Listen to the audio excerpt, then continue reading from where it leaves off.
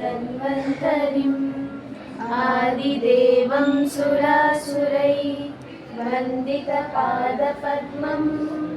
लोके जरारुभयमृत्युनाशं दातारमीशं विदौषधीनां धन्वन्तरिं नमानाथं सर्वरोगनिवारकम् आयुर्वेदप्रवक्तारं वन्दे पीयूषदायकम् सर्वे जनाः सुखिनो भवन्तु सर्वे सन्तु निरामयाः।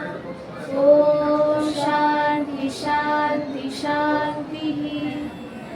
ॐ श्री धन्वन्तरये नमः।